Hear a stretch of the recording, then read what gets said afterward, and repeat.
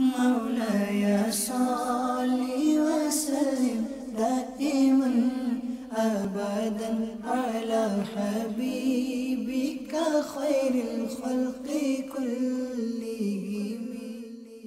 الحمد لله رب العالمين والصلاة والسلام على سيد المرسلين. أما بعد فأعوذ بالله من الشيطان الرجيم. بسم الله الرحمن الرحيم. الصلاة والسلام عليك يا رسول الله وعلى آلك وأصحابك يا حبيب الله. الصلاة والسلام عليك يا نبي الله وعلى آلك وأصحابك يا نور الله. میٹھے میٹھے اسلامی بھائیوں اور مادانی چینل کے ناظرین، الحمدللہ عز و جل مادانی چینل کے سلسلے فیضان قصیدہ بردہ شریف میں ایک بار پھر حاضر ہیں. آئیے پیارے آقا صلی اللہ تعالی علیہ وسلم پر درود شریف پڑھنے کی فضیلت سماعت فرمائیے. سید المبلغین رحمت للعالمین شفیع المذنبین جناب صادق و امین صلی اللہ تعالی علیہ وسلم کا فرمان دل نشین ہے. جس نے مجھ پر روز جمعہ 200 بار درود پاک پڑھا اس کے 200 سال کے گناہ معاف ہوں گے. صلو علی الحبیب صلی اللہ تعالی علی محمد صلی اللہ تعالی علیہ وآلہ وسلم. میٹھے میٹھے اور پیارے اسلامی بھائیو، الحمدللہ عز و جل قصیدہ بردہ شریف کی 9ویں فصل کا بیان جاری ہے. آج کے اس سلسلے سے قبل فصل تاسع یعنی 9ویں فصل کے 12 اشعار ذکر کیے جا چکے ہیں اور مجموعی طور پر قصیدہ بردہ شریف کے 102 اشعار ذکر ہو چکے. آج کے سلسلے میں انشاءاللہ عز و جل فصل تاسع یعنی 9ویں فصل کے 13ویں اور 14ویں شعر کے بارے میں کچھ مدنی پھول ہم سنیں گے. قصیدہ بردہ شریف کے شعر نمبر 103 اور 104 کے حوالے سے انشاءاللہ آج کے سلسلے میں آپ کو مدنی پھول پیش کیے جائیں گے. صاحب قصیدہ بردہ شریف کے شعر نمبر 103 میں فرماتے ہیں: لا تعجبا لحسود الراح ينكرها تجاهلا وهو عين الهادق الفاهم. لا تعجبا یہ صیغہ نہیں بانون خفیفہ ہے جس کا مطلب نہ ہو. لا تعجبا نہ ہو، لحسود تو لا تعجبا نہ ہو تعجب، تو تجھے تعجب نہ ہو. یہ لا تعجبا کا مطلب. لحسود، حسود حاسد سے، کہ تجھے تعجب نہ ہو حاسد سے. راح جو ہو گیا ہے، ینکرھا انکار کرنے والا. تجاہلاً دیدہ دانستہ جہالت کی بنا پہ، جان بوجھ کر جہالت کرنے سے. واہ اصل میں واہ ہوا ہے اور ضرورت شعری کے تحت ہا کے فتحہ کو جزم سے بدل دیا. واہ اور وہ. عین الحاذق، عین سے مراد نفسانیت ذات، اور حاذق اس سے مراد ماہر، اور فاہیم سے مراد کثیر الفہم. تو پورے شعر کا با محاورہ ترجمہ یہ ہے کہ اگر حاسد دانا اور سمجھدار ہو کر دیدہ و دانستہ منکر قرآن اور مخالف فضائل رحمت عالمیان صلی اللہ علیہ وسلم تو اس انکار کرنے پر تو تعجب نہ کر. یعنی باوجود اس کے کہ قرآن کریم منافع دینی و دنیاوی سے معمور ہے اور گناہ گو فضائل اور اعجاز پر مشتمل ہے، مگر با این ہما کہ اگر کوئی حاسد تجاہل عارفانہ کر کے قرآن عظیم کے فوائد دینی فوائد دنیاوی کا انکار کرے تو ہرگز تعجب نہ کر. تو تعجب کیوں نہ کر؟ اس کی کیا وجہ ہے؟ اس کا جواب اس سے اگلے شعر میں خود ہی امام بصیری رحمت اللہ علیہ دیتے ہوئے فرماتے ہیں قد تنکر العین ضوء الشمس من رمد قد تنکر العین ضوء الشمس من رمد وینکر الفم طعم الماء من سقم. تو فرماتے ہیں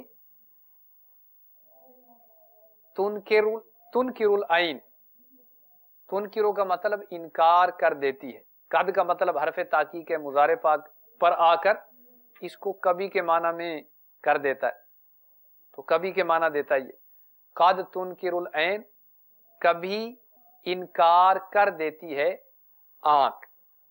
تو العین یہ تنکرو کا فاعل ہے جس کا مطلب آنکھ انکار کر دیتی. ضوء الشمس، سورج کی روشنی کا، من رمد، آشوب چشم کی وجہ سے، وَيُنْكِرُ الْفَمُ، اور کبھی انکار کر دیتا ہے منہ، طعم الماء، پانی کے ذائقے کا، من سقمی، بیماری کی وجہ سے. تو پچھلے شعر میں یہ کہا گیا تھا کہ اگر کوئی حاسد دانا اور سمجھدار ہو کر دیدہ و دانستہ منکر قرآن اور مخالف فضائل رحمت عالمیان ہے تو اس حاسد کے اس انکار کرنے پر تو تعجب نہ کر، کیونکہ کبھی آنکھ آشوب کے باعث ضوء الشمس یعنی سورج کی روشنی دیکھنے سے قاصر ہو جاتی، اور کبھی منہ پانی کا ذائقہ بتانے سے بیماری کی وجہ سے قاصر ہو جاتا ہے. تو اس میں قصور سورج کی روشنی اور پانی کا نہیں. تو جس کو سورج کی روشنی نظر نہیں آتی وہ دیکھنے سے قاصر ہے، تو قصور اس میں اس کی اپنی آنکھ کا ہے کہ جو آشوب زدہ ہو گئی اور اس کو نظر ہی نہیں آتا ہے. تو سورج کو نہ دیکھ پانے میں قصور سورج کا نہیں، اس آنکھ کا ہے کہ جو دیکھ نہیں پا رہی. اور کبھی منہ کا ذائقہ بتانے سے بیماری کی وجہ سے، اور کبھی منہ پانی کا ذائقہ بتانے سے بیماری کی وجہ سے قاصر ہو جاتا ہے. تو قصور اس میں پانی کا نہیں، منہ کا ہے کہ جو بیماری زدہ ہو گیا کہ اب اس کو پانی کا ذائقہ عجیب و غریب محسوس ہو رہا ہے. تو اس شعر کی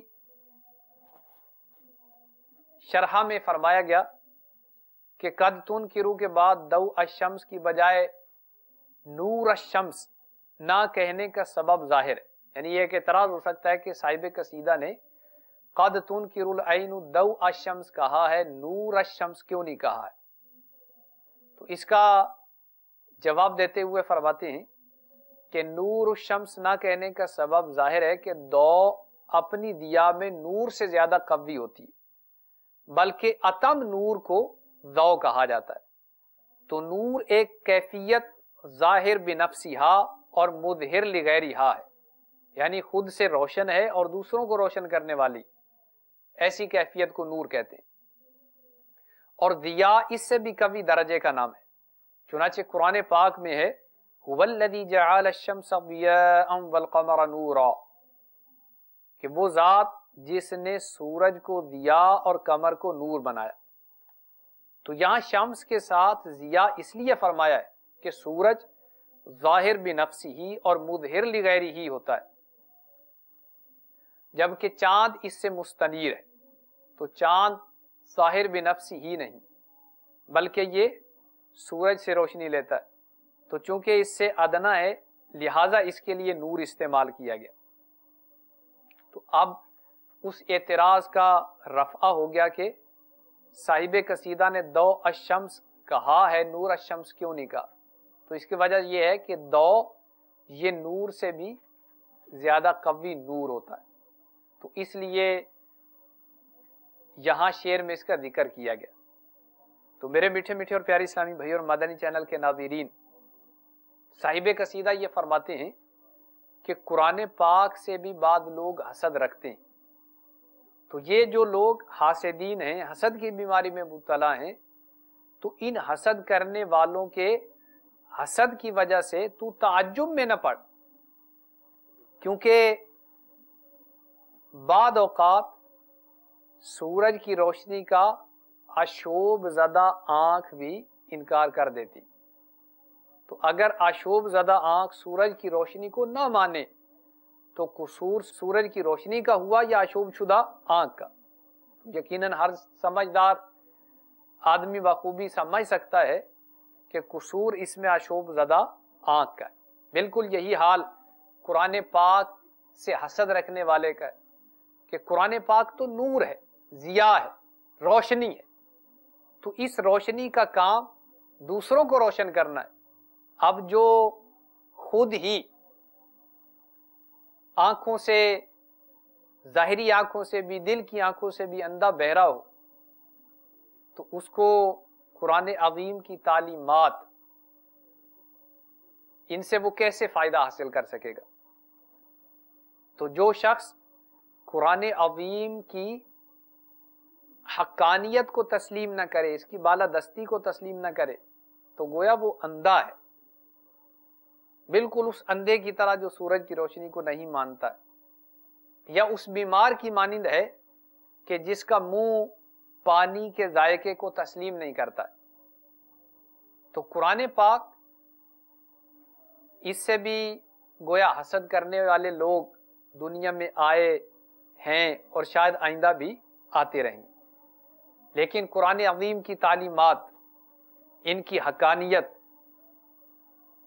اور قرآن پاک کی بالادستی اللہ کے کرم سے تا قیام قیامت باقی رہے گی. تو قرآن پاک سے اگر کوئی حسد کرتا ہے تو اس حسد کرنے والے کے اس حسد سے تعجب نہ کر. تو میرے میٹھے میٹھے اور پیارے اسلامی بھائیو، حسد کرنا نہایت ہی مذموم خصلت ہے، برا عمل ہے.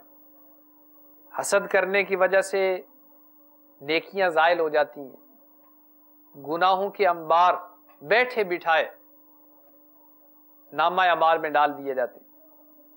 تو ایک شخص وہ ہے کہ جو کوشش کر کے گناہ کرتا ہے، تو وہ بھی سخت نادان ہے، اسلحہ اٹھا کر پھرتا ہے، دوسروں کی عزتوں کی دھجیاں اڑاتا ہے، ڈاکے ڈالتا ہے، شرابیں پیتا ہے، گویا یہ کوشش کر کے گناہ کما رہا ہے، حالانکہ سخت نادان آدمی. عقل مند تو وہ ہے جو کوشش کر کے نیکیاں کماتا ہے، اور نیکیاں کماتا ہی نہیں، نیکیاں بچاتا ہے، تو وہ سمجھدار ہے. اب یہ کوشش کر کے گناہ کما رہا ہے، اور اس سے بھی بڑا نادان وہ ہے کہ جس کو گناہ کرنے میں کوشش بھی نہیں کرنا پڑتی، لیکن اس کی نیکیاں زائل ہو جاتی ہیں، اس کے نیک اعمال تباہ و برباد ہو جاتے ہیں، اور نامہ اعمال میں گناہوں کے انبار لگ جاتے ہیں. تو ایسے نادانوں میں وہ شخص بھی ہے جو حسد کرتا ہے، دوسرے مسلمانوں کی نعمتیں دیکھ دیکھ کر جلتا ہے اور ان سے زوال نعمت کی تمنا رکھتا ہے. تو ایسا شخص کتنا نادان. تو حسد نیکیوں کو یوں ہی کھا جاتا ہے جیسا کہ آگ لکڑی کو کھا جاتی. تو اب حسد کرنے والے کو اس حوالے سے کوشش کچھ نہیں کرنا پڑتی، لیکن بیٹھے بٹھائے دل میں کوڑھن جلن کے جذبات ایسے ہوتے ہیں کہ دوسروں کی نعمتیں بیچارے کو ایک آنکھ نہیں بھاتی، اور اسی حسد کی آگ میں جل جل کے اپنی نیکی ضائع کر بیٹھتا ہے، اپنے نامہ اعمال میں گناہوں کے انبار لگوا لیتا ہے. تو قرآن پاک سے بھی گویا حسد کرنے والے لوگ دنیا میں موجود ہیں. تو اگر قرآن پاک سے کوئی حسد رکھتا ہے تو اس میں قرآن پاک کا کوئی قصور نہیں. قرآن پاک کی تعلیمات میں، اس کی آیات بینات میں کسی قسم کی کوئی کمی نہیں. یہ تو اللہ کے فضل و کرم سے کامل کلام ہے. تو کمی اس حاسد کی کوتا بینی میں ہے، کم نظری میں ہے، کہ آنکھ والا تیرے جوبن کا تماشا دیکھے، دیدہ ایک کور کو کیا آئے نظر، کیا دیکھے. تو جس کی آنکھ ہی اندھی ہو اس کو کیا نظر آئے گا؟ تو نظر تو اس کو آئے گا کہ جس کی آنکھ سلامت ہے. تو جس کی ایمان کی آنکھ سلامت ہے تو وہ قرآن عظیم کی تجلیات کو دیکھتا ہے، اس کے فیوز و برکات سے مستفید ہوتا ہے، اور جو دل کا اندھا ہے تو اس کو قرآن عظیم کی دیا پاشیاں نظر نہیں آتی۔ تو حاسد یہ حسد بیماری میں مبتلا ہو کر اپنی نیکیاں ضائع کرتا ہے، اپنے نامہ اعمال میں گناہ درج کرواتا رہتا ہے، بیٹھے بٹھائے اس کے نامہ اعمال میں گناہ درج ہوتے ہیں۔ میٹھے میٹھے اور پیارے اسلامی بھائیو، حسد کیا ہے؟ تو حسد کے بارے میں علماء کرام یہ فرماتے ہیں کہ کسی سے نعمت کے زائل ہونے کی تمنا کرنا، یہ حسد ہے۔ تو جیسے کسی کو اللہ تبارک و تعالیٰ نے علم دین سے نوازا ہے، اب دوسرا شخص اس کو دیکھ کر جلتا ہے، کڑتا ہے، اور یہ تمنا کرتا ہے کہ اس سے علم دین چھن جائے، یہ جاہل ہو جائے، تو اس طرح کی تمنا رکھنا یہ حسد ہے۔ اسی طرح کسی کو اللہ تبارک و تعالیٰ نے بڑے عہدے سے نوازا، کسی کو شکل و صورت سے نوازا، کسی کو مال و دولت سے نوازا، طرح طرح کی نعمتوں سے نوازا، تو جس کا عہدہ بڑا، جس کے پاس مال و دولت زیادہ، تو یہ ظاہر ہے کہ اس کا تعلق اللہ تعالیٰ کی تقدیر کے ساتھ ہے۔ تو اللہ تعالیٰ نے جس کے لیے جو مقرر فرمایا وہ اس کو ملے گا، کہ حدیث پاک میں ہے کل شیء بقدر حتی العجز والکیس، ہر چیز تقدیر کے ساتھ ہے، یہاں تک کہ عاجزی اور دانائی بھی۔ تو جو عقل مند زیادہ ہے اس کو عقل مندی کہاں سے ملی؟ ظاہر ہے اللہ تبارک و تعالیٰ کی عطا کردہ۔ تو اب اگر کوئی نادان شخص یہ تمنا کرے کہ وہ پاگل ہو جائے، اس سے عقل مندی دانائی چھن جائے، سفی ہو جائے وہ، تو یہ تمنا کرنا حسد ہے۔ کسی کو اللہ تبارک و تعالیٰ نے مال و دولت سے زیادہ نوازا ہے، تو اب دوسرے کا تمنا کرنا کہ یہ کنگلا و کلاش ہو جائے، اس کا کاروبار ٹھپ ہو جائے، اس کی گاڑی کا ایکسیڈنٹ ہو جائے، اس طرح کی آرزوئیں دل میں پالتے رہنا، تو یہ حسد بھرے جذبات۔ تو میرے میٹھے میٹھے اور پیارے اسلامی بھائیوں اور مدنی چینل کے ناظرین، تاریخ انسانی میں سب سے پہلا جو قتل ہوا، اس قتل کی بنیاد بھی حسد ہے، کہ ایک شخص نے حسد کرتے ہوئے اپنے دوسرے بھائی کو یعنی حضرت حابیل کو شہید کر دیا۔ تو گویا حسد ایسی بیماری ہے جو انسان کو قتل و غارت کے گہرے گڑھے میں ڈال دیتی۔ تو اس قصیدہ بردہ شریف کے شعر میں فرمایا گیا ہے کہ لا تعجبا لحسود الراح ينکرھا، کہ اے شخص تو دیدہ و دانستہ منکر قرآن اور فضائل رسول سے انکار کرنے والے کے اس عمل سے تعجب نہ کر، کیونکہ بسا اوقات سورج کی روشنی کو دیکھنے سے بھی آشوب چشم کی وجہ سے آنکھ قاصر رہ جاتی۔ تو اگر کوئی قرآن عظیم کے فضائل کا انکار کرے، اس کے فوائد کا انکار کرے، اس کی تعلیمات کو تسلیم نہ کرے، تو یہ اس کی اپنی بدبختی، اپنی محرومی ہے۔ ورنہ قرآن عظیم وہ ضیاء پاشیاں کرنے والا سورج ہے کہ جس کی روشنی ہر جگہ یکساں ہے۔ تو اگر کہیں کمی ہے تو وہ اخذ کرنے والوں میں کمی، لینے والوں میں کمی، اس عطا کرنے والے میں کوئی کمی نہیں۔ تو میرے میٹھے میٹھے اور پیارے اسلامی بھائی اور مدنی چینل کے ناظرین، اے کاش کہ ہمیں قرآن عظیم کی تعلیمات حقہ پر کما حق ہو عمل کرنے کی توفیق مل جائے، ہم اپنے آپ کو فرائض و واجبات، سنن و مستحبات کا عامل بنا لیں، اور قرآن عظیم کی تلاوت کی کوشش میں لگے رہیں، اللہ اور اللہ کے رسول کے ذکر میں لگے رہیں، کیونکہ یہی تلاوت، یہی ذکر، یہی نیکیاں آخرت میں ہمارے کام آئیں گی۔ تو اللہ تبارک و تعالیٰ کا ذکر کرتے رہنا چاہیے، اور اپنے آپ کو گناہوں سے بچانے کی کوشش میں لگے رہنا چاہیے۔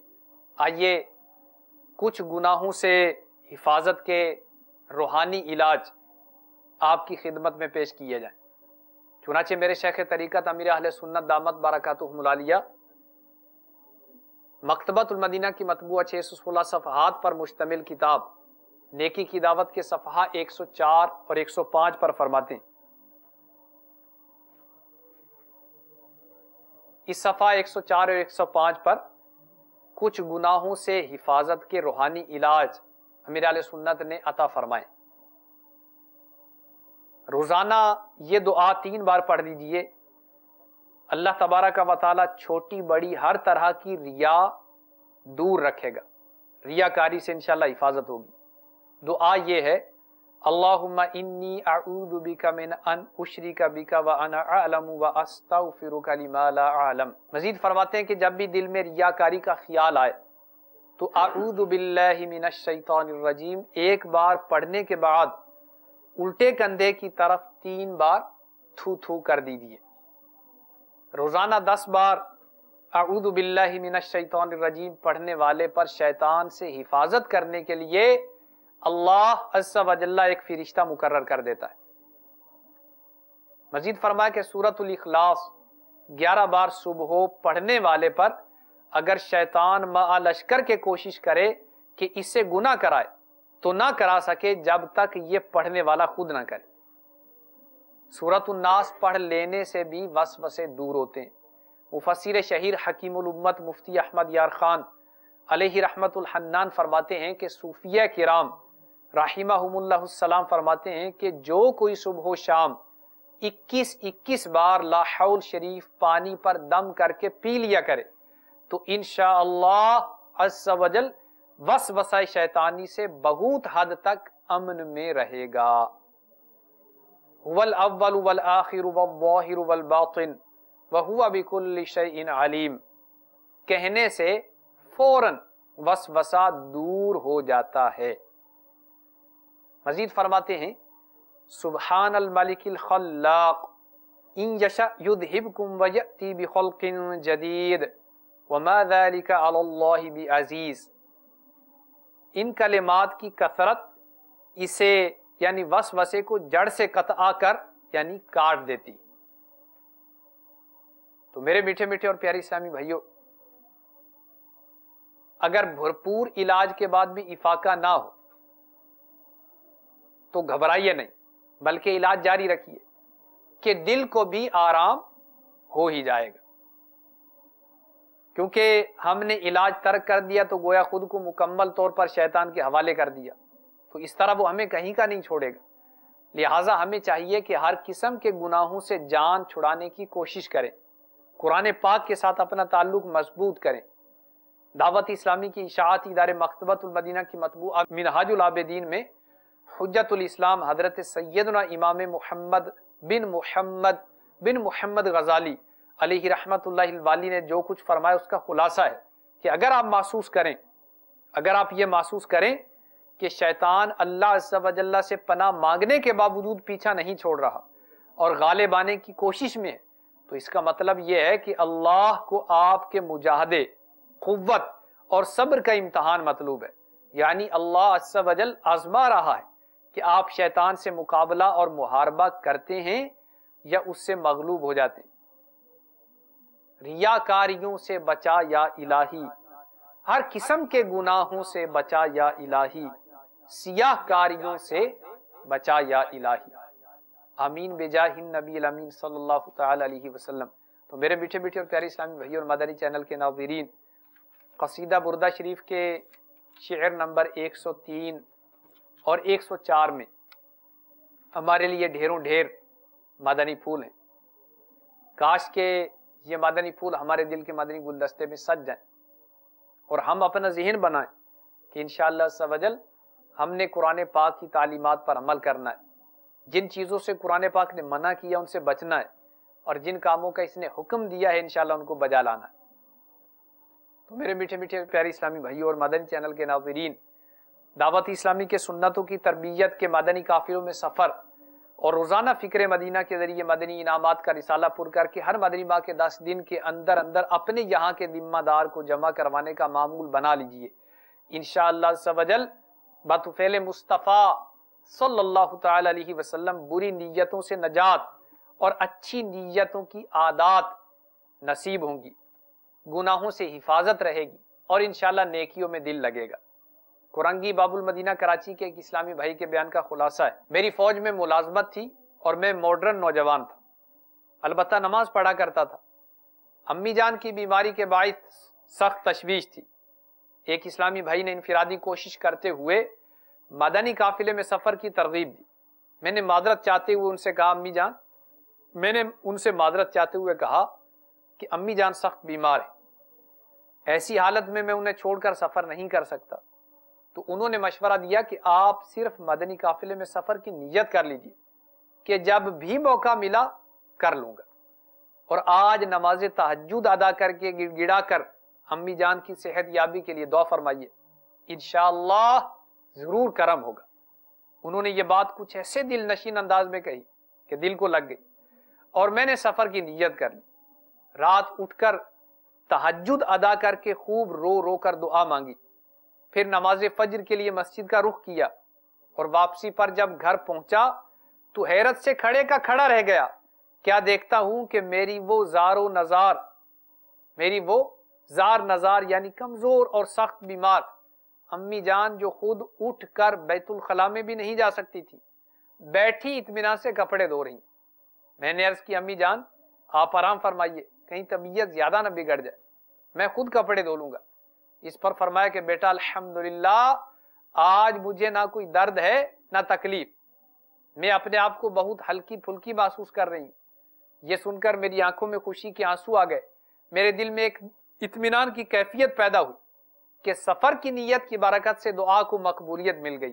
اسلامی بھائی سے ملاقات پر تفصیل عرض کی تو انہوں نے خوب حوصلہ بڑھایا اور ہمدردانہ مشورہ دیا کہ بلا تاخیر مدنی قافلے میں سفر کر لیجیے. لہذا میں عاشقان رسول کے ساتھ مدنی قافلے کا مسافر بن گیا. الحمدللہ عز و جل مدنی قافلے میں سنتوں بھرے سفر اور اس دوران عاشقان رسول کی صحبت کی برکت سے ہمارے گھر میں مدنی ماحول بن گیا. مجھ جیسا ماڈرن نوجوان دہاڑی اور امامہ سجا کر سنتوں کی خدمت میں لگ گیا. امی جان اور میرے بچوں کی ماں دونوں اسلامی بہنوں کی اجتماع میں شرکت کرتی.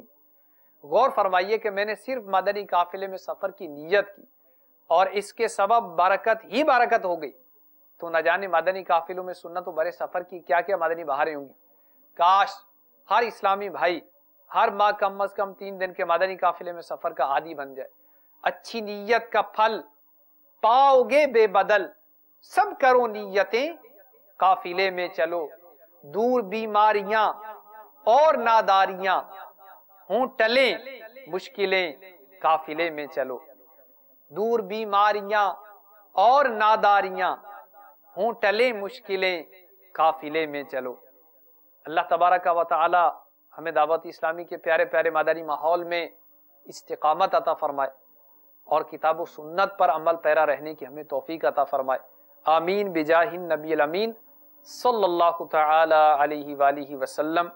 صلو علی الحبیب صلی اللہ تعالی علی محمد صلی اللہ تعالی علیہ وآلہ وسلم.